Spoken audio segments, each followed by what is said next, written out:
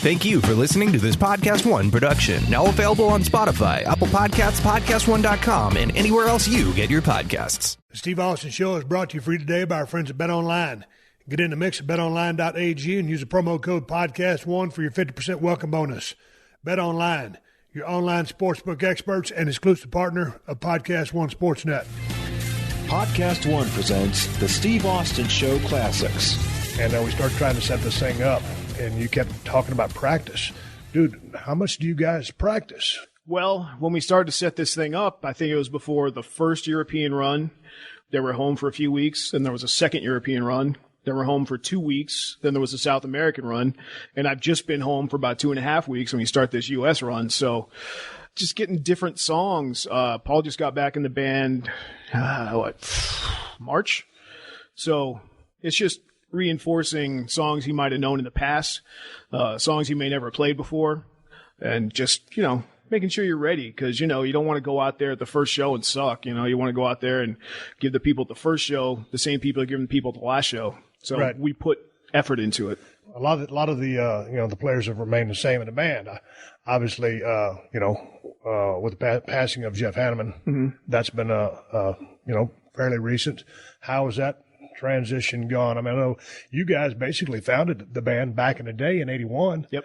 What was it about that cat when you guys met? Y'all just clicked. It was funny. I was in a band with Tom. It was like a top 40 radio kind of band. I wasn't a metal kid yet. I was only 16, and my guitar teacher at the time was priming me. I could tell he was priming me to take his guitar player spot because I was you could manipulate me. I was a 16-year-old. I had no set ways of doing anything. I was just happy to be on stage. I'm like, wow, my guitar teacher wants me in his band. This is cool, So Tom was a singer, and that, didn't last very long. And I kept Tom in the back of my head. And at this point, I knew I wanted to be in a metal band. So I was looking back in 80, 81, looking in the Recycler newspaper. I don't even know if they still have that, but that's where you looked if you wanted to get in a band. You looked at so you was looking for bands, and I went and auditioned for this band that essentially was a Leonard Skinner, Blue Oyster Cult type band. Nothing against that, but that ain't what I wanted to do. Right. And I knew that when I went in there and played with them, and I saw Jeff on the way in. I said, hey, what's up, I get done, I come out, and Jeff's playing guitar. He's working the desk out front, just playing guitar because he's got nothing to do. He's just killing time playing guitar. And he's playing songs that I want to play that I know. And I said, hey, dude, you in a band? And he said, no. I said, would you like to be? And I played with Jeff a handful of times. I played with Dave a handful of times. I brought me, Dave, and Jeff together. And then I hit up Tom and said, hey, man, I got something. You should check it out. Right. So what was it about you guys that just clicked as a unit? This was the kind of music that y'all wanted to make with, the debut album, Show No Mercy. Well, we played our stuff. Me and Jeff would go hang out and see bands. We saw Metallica at the Woodstock in Orange County. Right. Of all places. And we were blown away. We were already into Motorhead and Venom. And there was a lot of talk of the Metallica guys. So we're like, let's go check this out. And they were doing what we were doing the way we wanted to do it. Right. We just weren't there yet. They were probably 6 to 8, 12 months ahead of us, just with shit togetherness. Right. And even back then I look at Dave Mustaine, and to this day, I love him as a guitar player, one of my favorites. And I saw him playing, and it just blew me and Jeff away that he's just ripping solos and looking over there. He's not even looking at what he's playing, and we were just like, man, that's awesome. And we were just into it. Me and Jeff were like 6 months apart in age. We were just like the same person. Right. So you guys hit it off. Well, you mentioned Dave Mustaine. Is there any heat anymore between you two guys? Not really. We've done the Big Four shows. Yeah. We did the American Carnage, Canadian Carnage, Slayer and Megadeth shows. Dave's a unique individual. Right. Well, I mean, seemingly everybody in this industry is a pretty unique individual. Him more unique than others. He's pretty special. You know, it takes a minute to even remotely understand him. And then take him in as a friend or acquaintance, whatever you want to call it. Well, see, that's an interesting dynamic because that being said, and, the short time you were playing with those guys, a couple of gigs, but let's just talk the inner workings of Slayer. How tough is it for you guys to all stay on the same page and not hate each other? Because, man, sometimes it's going up and down the road in my business, the old business of pro wrestling. I mean, we're not a band. It's all everybody for themselves. But, sometimes, shit hits the fan. It's like, hey, fuck you, dude. How do you guys remain, so composed and friends after all these years? When you hear, like bands like the Eagles, all those guys will fly to to a gig on a different jet because they hate each other. I know, I heard a lot of bands like Yeah. that. So how have you guys weathered the storm? The only thing that we've done separate each other purposely is it like when Tom started coming out with his family, I don't know, maybe 10 so years ago. And, I said, it's probably a good idea if you get your own bus, because you never know what's going to be going on our bus, and for the band, kids keeping you awake all night, if that's what would happen, kids stumbling in on something they really don't need to see, that's something. But that's the only thing, we fly together, we're still on the same bus, we take off on the same bus in a few days. What took me the longest time to figure out for myself personally was what not to say to people. Right. You have your opinion. Somebody's pissing you off that day. You don't need to say it. Right. Shut up. Get on with your day. Tomorrow's a new day, and it's all going to be fine. Yeah. And, there's so many bands that break up, and the individual doesn't usually have the talent of the whole. Right. And we're good at what we do. We've got a very strong brand, very strong following, and it would be stupid, The only reason I would leave Slayer today is if Tom said he was done, because then it's just me. Right. Or if I was done, it was just Tom. I don't think Tom would want to do it. So now it's just the two of us. So how do the day-to-day operations go by? I mean, just as far as someone need to call the shots. I mean, like, hey, if we're just talking about something as simple as artwork on a T-shirt or the set for that gig, who's making all those decisions? Is it a voting process? Is it seniority? Is it you and Tom? I pretty much made up the set list since the dawn of time. Why? I don't know. I guess it just got... Are you just that take control kind of guy? Kind of that, and kind of if I don't do it, nobody's going to do it. Right. And I do good set lists, I think. But that being said, when I make up a set list, I run it by everybody. Hey, you got a problem with any of these? Does this song suck for you to sing? Does this song suck after this song? Tell me what's up, because I'm not thinking of it in that perspective. T-shirts, it used to be me, Jeff, and Tom. Now it's just me and Tom. So the difficult part about that is it could be 50-50 or 100%. Right. If it's 50-50, chances are I'll fold because I have better wars to win. I'm not going to raise a red flag because this font's not what I like. You know what I mean? Yeah. How involved are you in the creative process of your T-shirts? 'Cause I was very hands-on back in the day. You dig that? Probably not as much as you because there's so many coming through. Right. But everyone that comes by, I see before it goes out. And if I don't like it, so you give it a thumbs up or down? Absolutely. Gotcha. So I was reading about the songwriting process within Slayer, and when Jeff Hanneman was still around, he kind of had his thought process, his topics. You with yours, Tom with his, but you like to write the music first, and then come up with the lyrics. Yep. Now, to me, break this down for me because I'm a guy that always wanted to be a rock and roll star, heavy metal guy, whatever you want to call it. I want to be in music. Can't sing worth a shit. Dad tried to teach me how to play guitar. Didn't apply myself. No musical talent. Parents wouldn't buy me a drum kit. I ended up bouncing around the world in a 20 by 20 squared circle. It worked out okay. Sure. But when I'm thinking, write a song, I'm thinking, okay, come up with the lyrics first, and then you wrap the song around it musically. So I'm backwards of what your thought process is. How does that work for you? I've only done that once by accident in my career. Yeah. I don't know. It's one of those things where I wrote some lyrics because I was either on a bus or a plane and bored to tears, and I had an idea, so I went with it. Turned out it became Spirit in Black, and then we didn't make up the song for the lyrics. We had a song the lyrics happened to fit in. Right. And that's how that one came to be. Other than that, 98% music comes first because it's a me and Jeff arranged song, a musician, not a lyricist. I mean, we're both, but we're musicians first. So I think that lends more to the music itself being awesome before the lyrics are even there. Gotcha. So you've already got one aspect of the music being awesome before there's even a lead or a vocal track put on it. Then when you add the vocals become icing as well as the focal point rather than just being there and working its way in. It just works for us. And then the leads are like the last thing we do. Have you always been adept at writing songs, or was something that you had to learn how to do? Because I used to go down the road and with so many damn thoughts and shit that was happening, man, I should be able to write a song. And I could write short stories, but not so much a song. So was that easy for you, or is it a learned trait process? Well, you can tell listening to the first record we were writing that, I was probably late 17, but it came, 18, because that came out when I was 19. So you could tell their thoughts of a high school kid rather than what we have now, thoughts of a 40-something-year-old. So I think we graduated the intensity of the lyrics, the topics of the lyrics. We never could have grasped it on the first couple records, but as you understand society more, you can attack things from different angles, so to speak, and present things differently in ways that people were like, I never thought about this like that. I never thought about this coming from that angle. That's the part that interests me and makes lyric writing easier for me, because there's so many different ways you can slap people in the back of the head. Right. Man, there's so many times I go to Ozfest and I would see Ozzy reading the teleprompter, to help out with the lyrics. How in the fuck do you remember all the songs that you play as a guitarist? That's one of the reasons we practice. Right. I know it sounded like maybe a layup question, but to get that question mark out of the way. Yeah. And Tom, I told Tom to get a teleprompter years ago, and he'll insist on having a piece of paper like that with like a keyword on it. Yeah. And he'll just look down and see that keyword. I'm like, dude, they don't cost much. Get a prompter. So when you're completely out of your fucking mind, you look down there and there you go. Bam, there's that lyric that everybody wants you to sing. Yeah.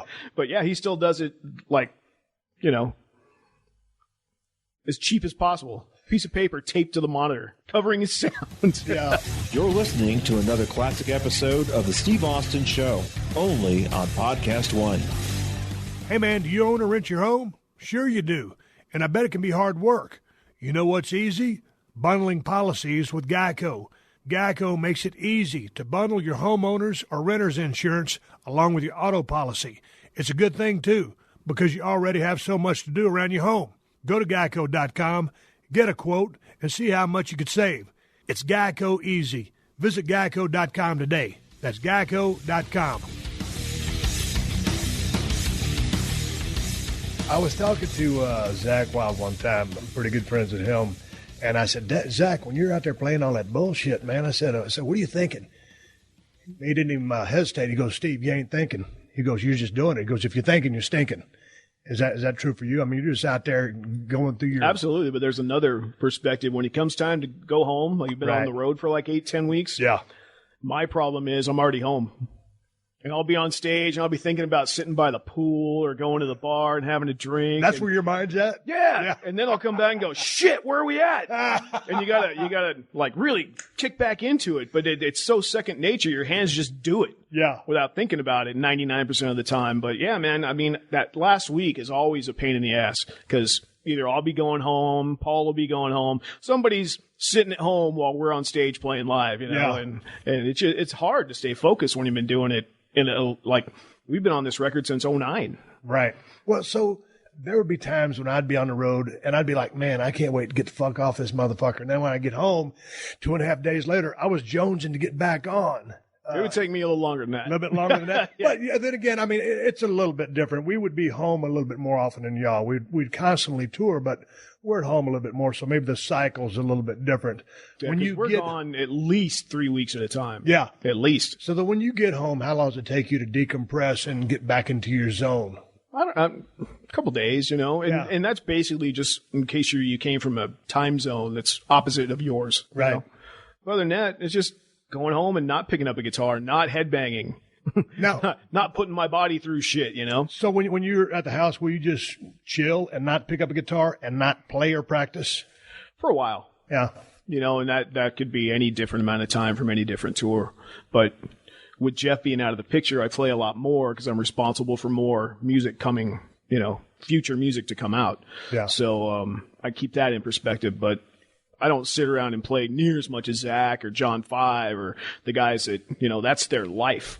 I come home and I've been doing this over 30 years and, it's good. I love it. I love playing guitar, Dude, but I just want to come home and sit and do nothing, But you guys are still rolling strong. Y'all Sure. had a hell of a damn run and it's continuing. Yep. It's not slowing down.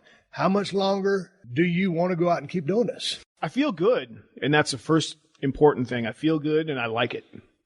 If I didn't feel good and like every show hurt, right, or I had to take cortisone to get through a show or something, then I'd have a totally different perspective, I think this has kept me young, actually, believe it or not.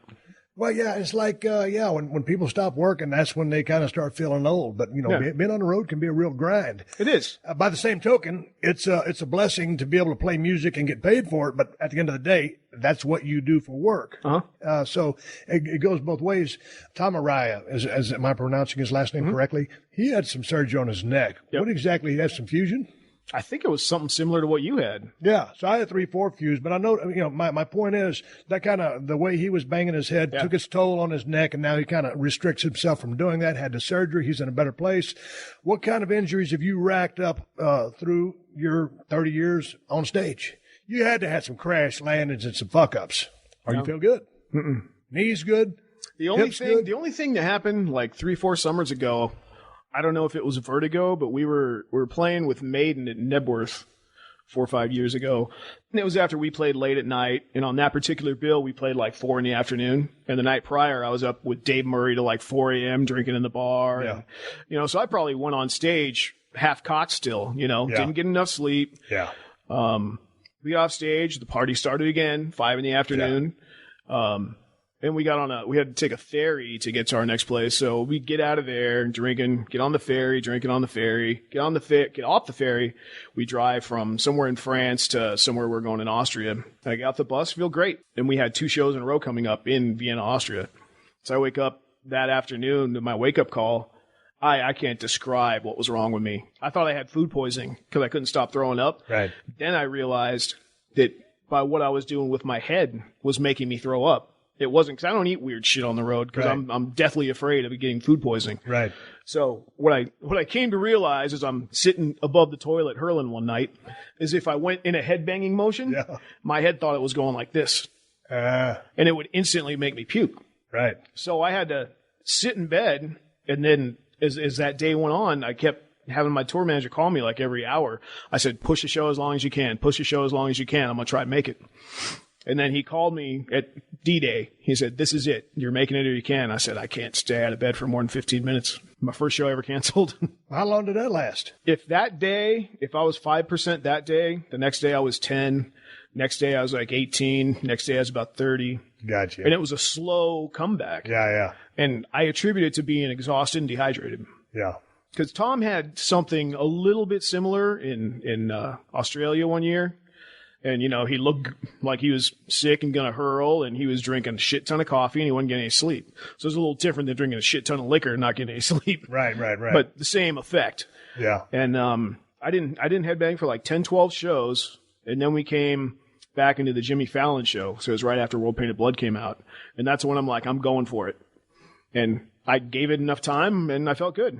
And I felt good ever since. So you're 46 now? I'm 49. 49. You're older than me. I got you in dog years, though. I got some miles on me. Talk about life on the road. Towards the end, I started slowing down a little bit because I couldn't recover as fast. Back in the days when you were a kid doing this stuff. Oh, yeah. You're invincible. The drinking and everything. It's kind of changed, or has it? Have you slowed down? Have you starting to pace yourself now? The way this is funny.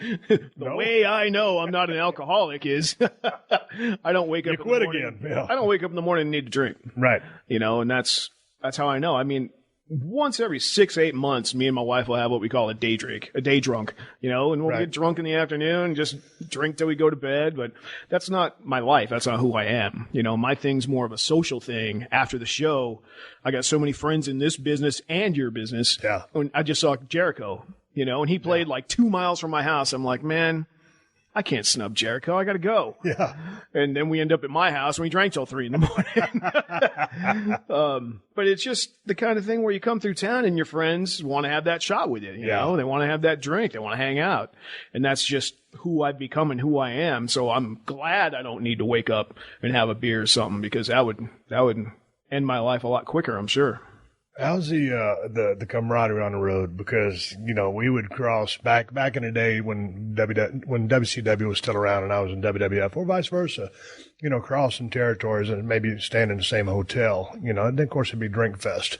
That's the environment you guys are in all the time. So it certainly lends itself to a sore liver down the road. Absolutely. And With that being said, there's restaurants I go to, like in Indianapolis, for instance. I know the head bartender at St. Elmo's Steakhouse, what most people say is the best steakhouse in town, either that or Shula's, and it's right down the street from where the Colts play.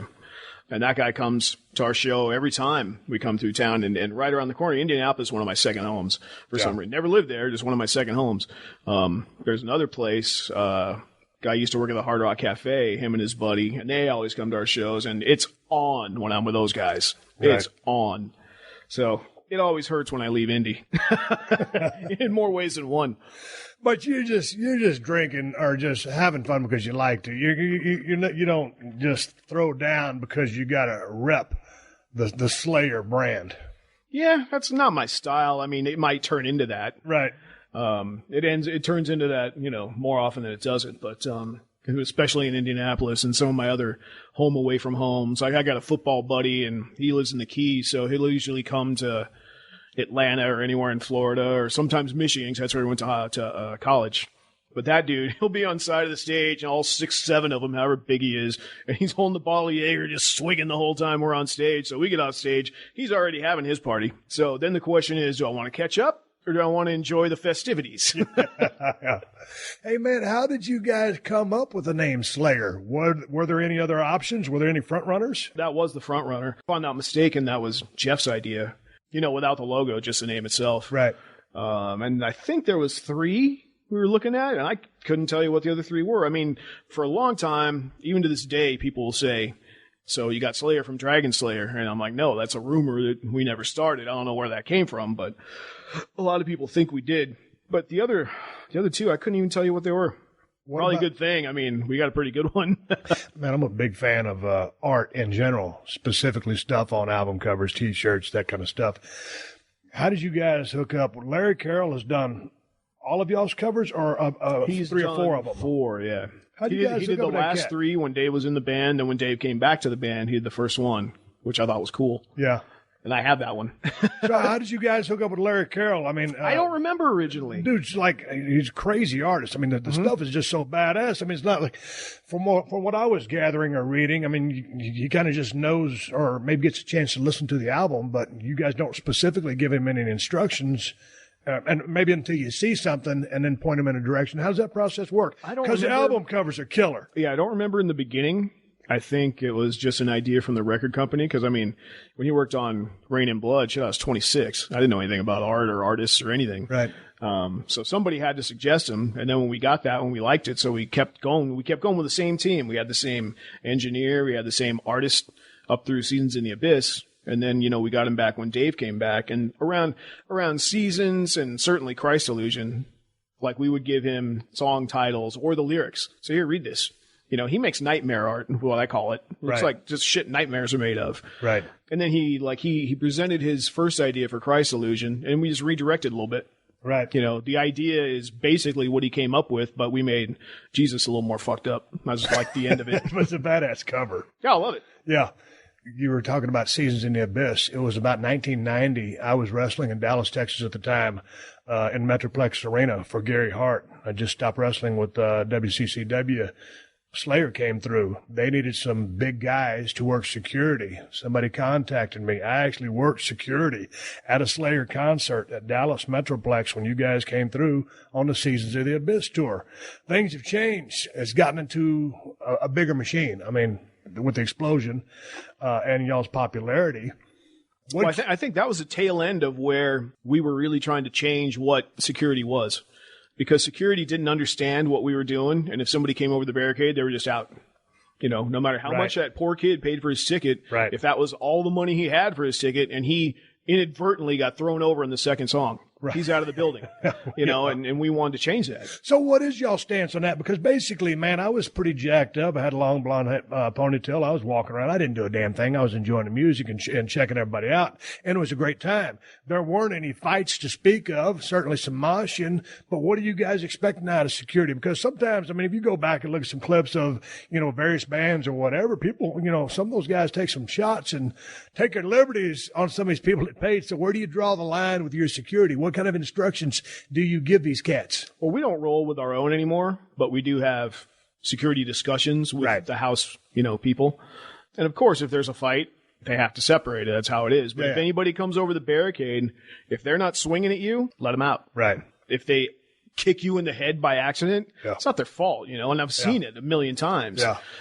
Some guys don't belong down there. And if Tom sees it, if we're running 2 songs together, he'll stop, point at that dude and get rid of him. And of course the crowd loves it and think they're doing it. Tom's doing it for him. And at the end of the day, he's doing it in their best interest because that guy's going to fuck somebody up that don't deserve getting fucked up. It's just tough, man, because you can't be down there and police everything. Yeah.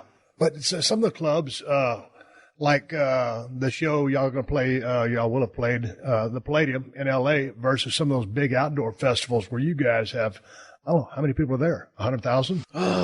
We did Mayhem in 2012. We did the biggest one ever in San Bernardino, and I think they had 25,000. But yeah, we bid big places like that. Actually, the Big Four shows, we did the one in Coachella, which had to be 60, 80,000. We did the one at Yankee Stadium, and the ones in Europe were over 80,000. So, dude, what are you thinking when you're seeing that sea of people digging your music? It's just, is that a bigger high than a small club, or do you dig the intimacy of that small club and being able to rock that thing with the acoustics? I think that intimacy is more fun for me. Right. But at the end of the day, I try to put on the same show because if you're playing for 20, 200, 20,000, 100,000, everybody paid. Right. And they deserve my best. That's another reason I'll drink during the day. Right. That's another reason. I mean, I've broken that rule maybe 10 times in my life, usually with Zach Wilde. Right. I got bored. I got barred by Bob Brand from coming to Zach Wilde's house because every time I would go, I would take a half gallon of wild turkey and our Crown Royal. And we did some stupid shit, and Bob Brand said, if I come up, I cannot bring the Crown Royal anymore. Well, he's your size. He's giant. And he loves to wrestle and, get roughhousing and shit. Hey, man, you used to wear every now and then a Stone Cold shirt while you guys were playing on stage. Yeah, for a whole tour. Man, I dug that. I was very flattered. Had the one with the fingers. Yeah. When did you start watching wrestling? I don't know, man. Definitely in a better time than it is now. Yeah, it's changed. I'll be politically correct and say it's changed. For me, when I liked it, of course it was fake, and of course it was, storylines and shit like that. But the characters were believable. Right. The Stone Colds, Cactus Jack, fucking Rock, Triple H, Undertaker, Kane. These guys were scary, could do some awesome shit in the ring, and didn't need no stupid bimbo tagging along with them, you know? And I liked it for that. It was cool. I went to a bunch. I went to WrestleMania 2000 Anaheim. I went to one of the other pay-per-views. I got my floor seat still. I met you at one of them. Yeah. Same one I met Jericho at, whichever one that was. Speaking of, we keep, in our conversation, we talk about Dave or Paul, the drummers. They keep seeming to rotate. Dave Lombardo come in, Paul Bostaff, is that his last name correctly? Bostaff. So what's the story on the comings and goings of the drummer? Well, Dave, I mean, he'd been back since 2001, 2, something like that. He came in when Paul left the last time. And every time Paul's been in the band twice and he left, on good terms, he just thought there was something else out there for him. And he's been my friend for all these years. But when Dave was in this last time, I figured I'd be on stage with him until one of us fell off the stage dead. Yeah. And things change. He got some bad advice and listened to some bad advice, gave us an ultimatum 10 days before we went to Australia. And I said, I can't have this over my head. And I feel bad for Dave to this day. I really feel bad for him because he shot himself in the foot. Maybe he thought he had the upper hand, but you ain't going to get me. Yeah. You got to be in the place where, all right, before I got home, I knew what I was going to do. Right. I knew exactly what I was going to do for Australia. Right. What do you do to wind down? If you're not doing Slay, you're not trying to write anything, you're just trying to chill out. I know you have this monstrous snake collection. I do, to the point where now it's in a warehouse and not in my house. You took it out of that. When I came over the one time, it was in the laundry room? The garage. The garage? Yeah. So it's in a warehouse? Yeah, my wife wanted the garage back. At least I could do that. What do? You call up some warehouse, say, hey, man, I got... Well, actually, a friend of mine who's got a reptile store in Orange County someplace. That was a reptile store, not an erectile store. Yeah, reptile store. For my deaf listeners. He's got they're in one of those places, got like an office in the front, warehouse in the back, and his place is just one big room. But then one next door opened up and he wanted the front space. He wanted the window space. I'm like, I don't want no fucking window space. So there's a door going to the warehouse where all my shit is, and the front door where all his supplies and stuff are. So, it's just, I took the place next door to him. There's somebody there 7 days a week. If me or my other guy ain't there, somebody's there, which is awesome to me because it's better than security, somebody's looking out for you. Then I get the back. I share the rent. I don't share the rent. I pay the majority of that one because I got the most space, but that's where my stuff is. And now I got a full-time guy that does it because I just tour too much. So do you ever go in there? And I was there the other day, yeah. What do you do? You just mess around with them, check them out, look we at probably them? had 500-600 babies this year, so we're still in the process of picking anything that I might want to keep, anything that's going to be top dollar, anything that's going to be wholesale. It's just, decision kind of things. So, man, are you breeding them, then selling them? Mm-hmm. And that's part of the deal? Probably the biggest carpet python breeder on the West Coast, at least. Could be in the States. Is there paperwork that's got to go with every single snake, all that? I don't ship overseas where I would need that. Right. I used to have an import-export permit, but, Europe's ahead of us. So if somebody wants one of my snakes, they want it because it came from Kerry King. Right. And then it just becomes a hassle, and you're paying more shipping than the snake's actually worth. But the stuff I'm doing and stuff I'm producing, up until this year, I had 6 of the only ones in America because I'm the only guy to produce them outside of Europe. How long have you been doing this? I got back in around 2003. But all through the 80s and 90s, I had a bunch, and I got out for 8-10 years because it was becoming bigger than Slayer. Right. And I wasn't paying attention to Slayer. Really? So when I got out all that shit, that's when you saw Kerry King's name on everything again. Yeah. So, but what made you say, hey, man, I dig the snake? It was just something you know. In the early days, 84-ish, I went to some people's house in, I think there was Houston, somewhere in Texas, and they called themselves the Doom Society. And they were big-time Slayer fans. And they had a Colombian boa constrictor, and they called it Slayer. Yeah. And I thought it was cool, just the reptile in general, because it's not like a dog, not like a cat, not like a lizard. Doesn't need to be fed and watered every day. You could leave it with some water and leave it for weeks. And that fit in good with what I do. Yeah. So I went home and I got a boa constrictor and I named it Venom because I like venom. Yeah. And I had that snake for a long time. And, 1 led to 2, 2 led to 10, 10 led to 50 at my parents' house. And that wasn't a good idea. You're listening to another classic episode of The Steve Austin Show, only on PodcastOne. Hey, man, the good folks over at Right Guard recently sent me some of their extreme antiperspirants and aluminum-free deodorant. And I have to say, I dig them. I'm a fan of both. Right Guard formulas are designed to defend against sweat, odor, and stains with up to 72 hours of protection. I might have got up to 73 hours. The Right Guard research team has stepped up to the plate to help prevent yellow stains by finding a way to protect from stains without lowering the level of antiperspirant protection. Gone are the days when you have to choose between a fresh feeling and a yellow pit stain. Throughout the entire antiperspirant lineup, get it all. The sweat and odor protection you expect while fighting yellow stains. Want to go aluminum-free? Right Guard's extreme aluminum-free deodorants also have odor defense technology to give you protection for up to 72 hours, immediately targeting odor and neutralizing it, resulting in long-lasting protection from odor, keeping you smelling fresh for days. Right Guard's extreme aluminum-free deodorants are not only free of aluminum, but it's also free from alcohol, talc, and parabens. Right Guard antiperspirants and aluminum-free deodorant don't feel greasy or sticky. They go on smooth and last. Try Right Guard today, because I said so. You guys have been supporting this same album for a while now. Will you come out with another album soon? The thought process now is to record in January. So, and we've got loads of material, me and Paul, that I worked with me and Paul as well as me and Dave before Dave left.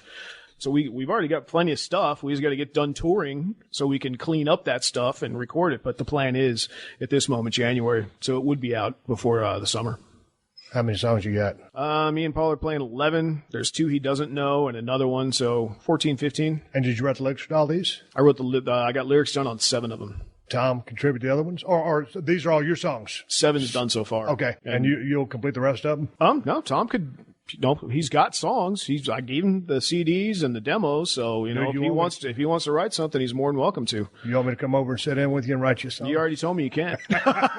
Well, goddamn, you could have said, hey, yeah, come on over. You already preempted that right when we started, so I already know the answer to that. You could have helped me out a little bit. Goddamn, it's only my show. Hey, with all the traveling you guys do, on the road back at what we would do, there'd be a lot of ribs, a lot of guys playing jokes. If we was in a locker room and you got all these damn padlocks, a lot of times if one of those things is open, it's going on someone's bag or someone's belt loop, just stupid shit like that. When you guys are out on the road, whether it's inner Slayer stuff or just inner band stuff with the people you're touring with, you guys ever ribbing each other? I think the crew more than us. Really? Yeah, the crew will fuck with each other a lot. We've gotten to the point on these last few tours where if anybody on my crew messes up, like, say my guitar tech misses a punch and he's only got 2 or 3 a show, or my guitar's out of tune, then he gets penalty shots. If my production manager has a backdrop go off in a funny place, I get penalty shots for anything. If you look at me the wrong way, you're getting a penalty shot. Right. And usually it's a penalty shot to me too, because I'll drink with them. Yeah. That's not even a joke. That's just our fun way of bonding after the show, more or less. But as far as pranks go, there's not a whole lot of pranksters. I mean, there's jokesters, but not physical prank kind of thing. Yeah. What do you guys, for you guys, if it's you guys and Slayers traveling down the road in a bus, you need a laugh, is there a go-to comedian? Well, usually we travel at night after the show. Right. So we're only up 2-3 hours, right, maybe, and then crashing the rest of the time. We don't have a whole lot of together time. Right. Which is kind of odd. I mean, we are together, but, Tom's on the bus. He's sleeping before me and Paul are in bed. Gary's going to sleep early. I've gotten to where I'm going to bed because I want to get recharged for the next show. Got to think about that these days. I'm not 20 anymore. Yeah, that sucks, but that's the way it's the way it is. It beats not being old. I get asked all the time. This show, I do this show for the working man, Kerry, and I get a lot of cats that are in the same boat you and I are. They're bald. When did you go to the slick head look? When did I do that? 92? 92, I think, yeah. So obviously, I put tattoos on my head. Actually, I put tattoos on my head before I shaved it all off. I did what they did. Right. Shaved it above your ear a little bit. Yeah. And I put the tattoos on, and it's kind of a chicken shit way to do it, because I thought if I didn't like it, I can just grow my hair back. But it's also hardcore, because nobody gets a tattoo on their head first. Right. And that's what I did. Right. So take me through your process. I get people ask me all the time, hey, man, how do you take care of your dome? And shit, I shaved this morning just for the hell of it. But, if I ain't trying to go do no gig, I'll let this motherfucker grow for, a week or so. I look like shit, but if I ain't got a meeting, I just wear a cap all the time. I always tell people, I'll get it down with my trimmer first, and then I'll put a layer of shaving cream on. But I always go with the grain when I'm shaving, Kerry. What's your process? You an against the grain guy? Absolutely.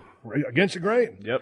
But a lot of people with tender heads will get those damn rashes and bumps. That's the only reason I tell them to go with the grain. Guess I don't have a tender head. I guess I don't either. But what do you use? Shaving cream, soap, and water? What? The orange cap thing. Fuck, I don't know. It's probably some Edge. Maybe, yeah. Yeah. Yeah, the one that comes two in a thing at Target. Okay, now see, I go get my bulk razors at Costco. I'm a twin blade guy. I'm a twin blade guy. I don't believe in all that 5 and 6 blade stuff. I've tried 3, 4, and 5. I'm like, they got to be better now. No. And it doesn't work on the curves. No. If you're just shaving your arms, which I do for my tats. Yeah. Yeah, but to get all the roundness of the melon, it just doesn't work. It's too much. I mean, especially if you're going to do some, like right now, I'm about 2 or 3 weeks and I got a bunch of growth on my face. Normally I just had the goatee look, but it's deer season. I had a little movie project get pushed, so I'm heading to South Texas. So I'm growing my shit in, my whole beard in for a couple of months. Yep. But when I'm shaving, man, I got to keep this motherfucker a little bit tight. And if you use anything bigger than a twin blade, you can't get close. You're absolutely right. So everybody always flaps their gums about all these damn blades. It's like, dude, I thought it was revolutionary until I tried it. Yeah, and it's like, not so much. Not at all. It just doesn't work. I mean, for a face, yeah. If you're going for a clean face, absolutely. Because you're not trying to stop at any certain point. Yeah. But then big motherfucking sledgehammer size 5-blade things, you can't control that at all. Yeah. Before we start winding this thing down, I wanted to ask you about your guitar, your setup, your rig. what you play and how you came to play what you play. What I'm playing now and what I've been playing for the last 6-7 years, head-wise, are my signature Marshall heads. Mm-hmm. They had like a 6-7 year run, and they discontinued them, but you can still order them, and they'll make them. You know, it's just stuff like that doesn't stay on their permanent roster. But I'm running 3 of those live into 6 Mode 4 Marshall cabinets, which they don't make anymore. You know, it seems like I get on one thing and I like it, and then they move on to something else. Right. But the Mode 4 for me with my head, it's a bigger cabinet, so it's warmer, definitely got a fatter sound, and it's just for our rhythms. It's big and beefy and awesome.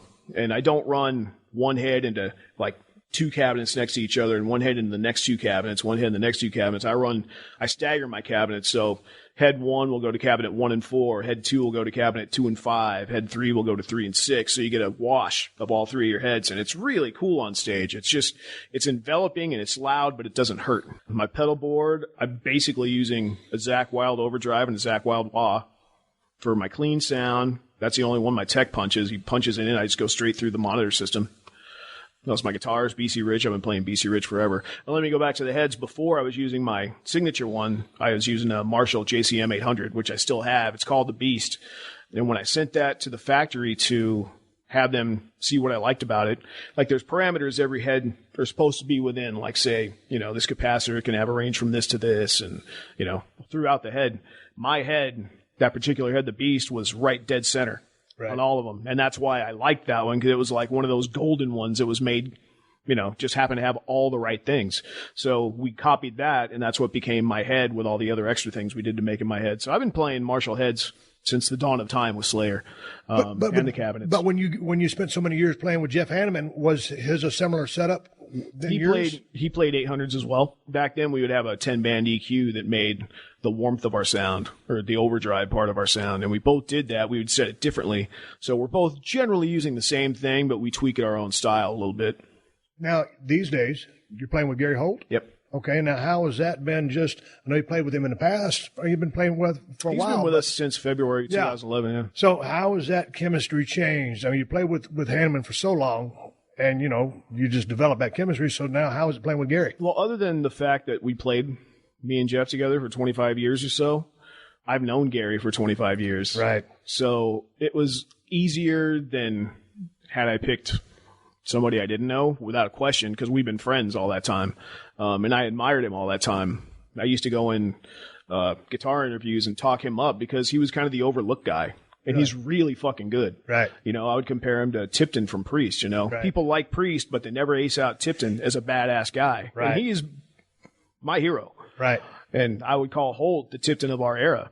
Really? You know, and then we got the opportunity to play together, and it's just fun, you know. It's like having Jeff there, but it's Gary Holt. Right.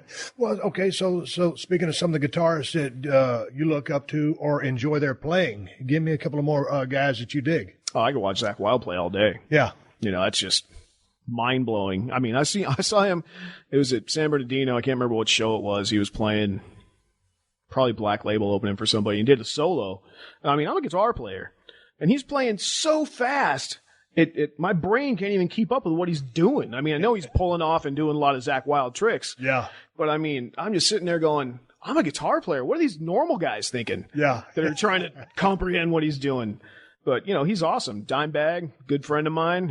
I could watch him all day. Yeah. You know, and he was, me and him and Zach always joked about doing something. Everybody joked about us doing something.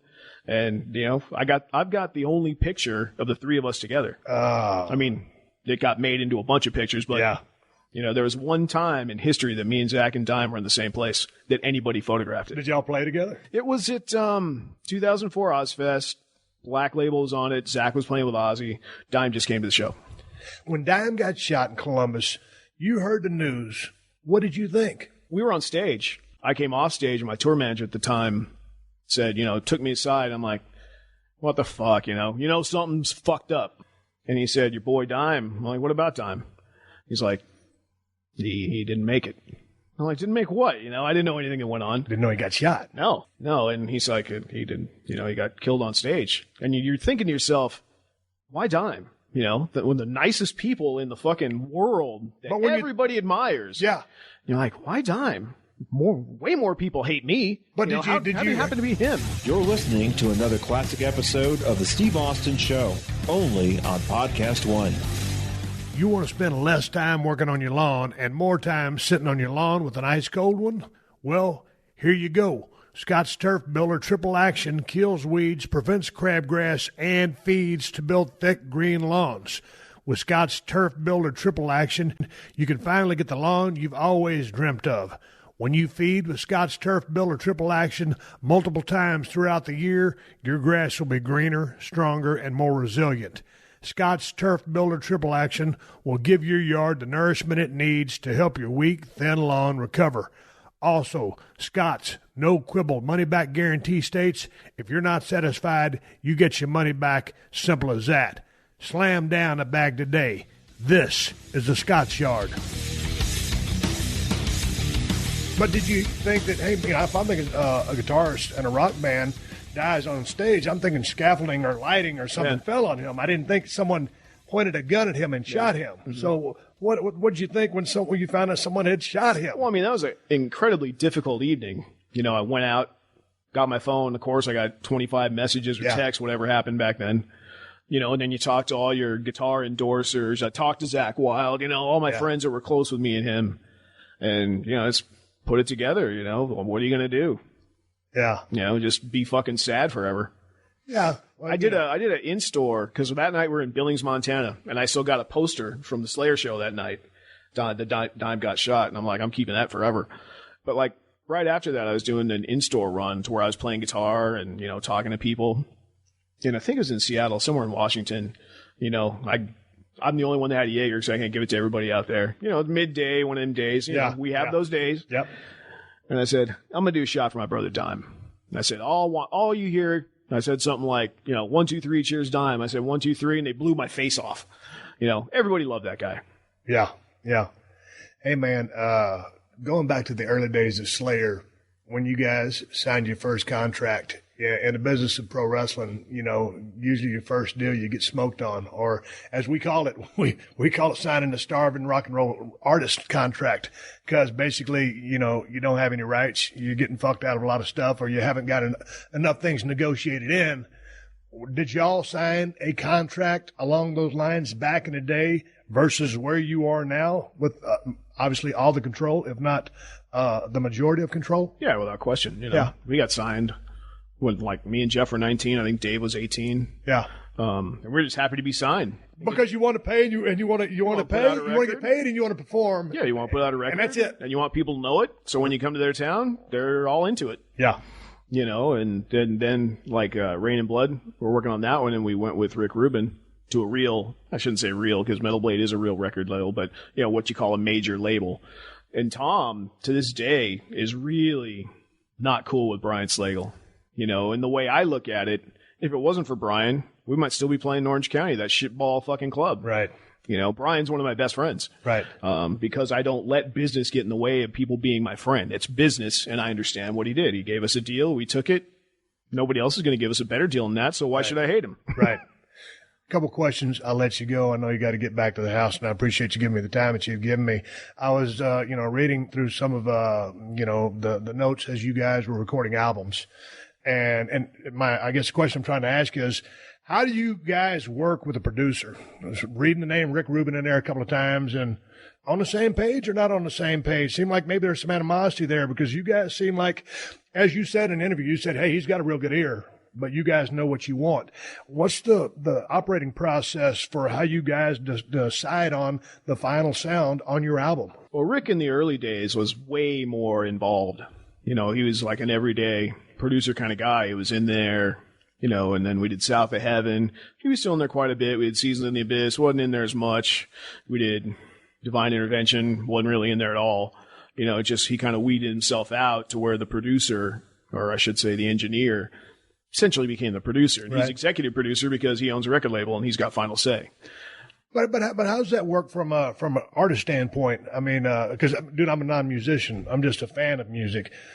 So like y'all play something and they say, hey man, check it out. Maybe try this to maybe open your mind up to something else, or how does that? What is that dynamic? I'm open to suggestion, right? But when I bring my stuff in there, it's finished in my mind generally, right? But I mean that being said, you'd be an idiot not to try a new idea because it might be better. Right. You'd be hard-headed and, it doesn't have anything to do with putting out the best thing.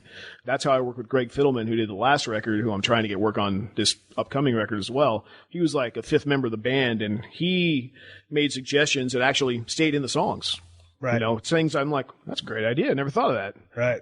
He made great suggestions, and that's why I like working with him. And he's there before the band. He's there after the band. He's got parts written down by a time signature. Like, has nothing to do with it. It's a verse, chorus, bridge, whatever. Like, the middle of this part, this time signature. I don't like the way this drum is. Really? Yeah. I mean, he's got his head wrapped around it, and that made a great environment for us to do a kick-ass record and a well-polished but still heavy-in-your-face record. Any young bands out there that are grabbing your ear that you dig right now? And unfortunately, no. Yeah. Okay, so no. If I were to go to your vehicle right now, what would you have in your CD player or in your MP3? Or nothing, because my CD player don't work. Well, you know what I'm saying. And it broke on a Zakk Wylde disc. Device, what do you have as far as what you listen to? Oh, my iPod's out there, but dude, the funniest thing you're going to find is like South Park music. Really? Yeah. So, okay. It's 95% metal stuff. There's some Boston. If you and the wife are rolling down the road, what we listen to? She'll play all kinds of shit. Yeah. I don't really care, you know, but if I'm by myself, I don't want to play anything on mine. Mine's, like I said, 95% metal. Right. Aside from the hard rock, Van Halen, Boston, shit like that. Yeah, that good old stuff from back in the day. Mm-hmm. And it holds up. Last question, Kerry. Anytime I talk to a cat like you who's been highly successful in their something they were passionate and love, their work, I always ask them to give a few tips. So if there's any young musicians, any young guitar cats out there trying to get started or trying to take the next step, any advice to a starving rock and roll wannabe? Kind of sums up what we happened to do. When we started, we did what we liked because we liked it. We didn't make stuff up to get popular. I think that's a big statement because if you make something up to be popular, you're not really behind it. And kids are going to see through it eventually. Mm-hmm. Luckily, we made up what we were into day one, and we just got to roll with it for 30 years. Right. And I think in a nutshell, that's it. Because even though we played 30 years, no part of that time did we try to be something we weren't. And that's why kids dig it. And that's why you got the following, like an AC/DC following or an Iron Maiden following or a Judas Priest following. Not as much. But, you just give the people what I mean, funniest thing people ask me these days are, how's a new record going to differ from the last one? Like, why the fuck you want it to differ? You like what I do. Yeah. I like what I do. The fans like what we do. Yeah. I've said a million times, I think of us as the AC/DC of thrash. Right. And I'm not saying that to blow sunshine up my ass. I'm saying that because there's a similarity. Right. And that's why the fans like that given band. So, you gotta believe in what you do. You gotta like what you're playing so you can sell it. You can be behind it, and, That's to me, that's the toughest thing. Doesn't matter how fucking good you are. Because I know people out there that can play fucking circles around me, but can't write a song save their life. And they will never be anything. It sucks. And sometimes it's timing. It's like there's guys right place, right time, for sure. Me and finally the time presented itself and I got my break. Yep. Did you have a plan B in your life? You've been doing this 30 years. My dad had a plan B. My dad was a aircraft parts inspector. Yep. Until the day he stopped working. But early on, it was probably right before we did Hell Awaits, so 84-ish, something like that. Like, he came to me and said, I got a position in the company. They'll pay for you to go to school. They wanted me to be an x-ray technician. And I went, that's cool, interesting. And me being the guitar player, I said, so when I got to go on tour, can I leave? He said, no. I said, no, thanks. That sounds it. Yeah, and to this day, I know I can't do this forever, but I really don't want to be a producer because I don't have the patience for it. Right. But, maybe something in music. But I mean, if this ended tomorrow, if this ended after the next record, I would still do something. I got so many friends in this business. Like I said earlier, I could find somebody to play with, and it would pay the bills. You know what I mean? But I think you're probably a lot like me. You live below your means. Yeah. Yeah. And just don't blow money like it's going out of style. Yep. So that's kind of been my MO. But anyway, shit, man, it's been good talking to you. I appreciate you coming on the show. What's the website for that, Kerry? Slayer.net. Slayer.net. Slayer's on Twitter, not specifically Kerry, but at Slayer's I'm not on Twitter. any of this shit. Yeah, hey, but Slayer's got its own throwing thing. it out there to do my due diligence. Don't forget to rate and review the Steve Austin Show on Apple Podcasts and tell your friends to check us out. If you want to reach me here on the podcast, send an email to questions@steveaustinshow.com.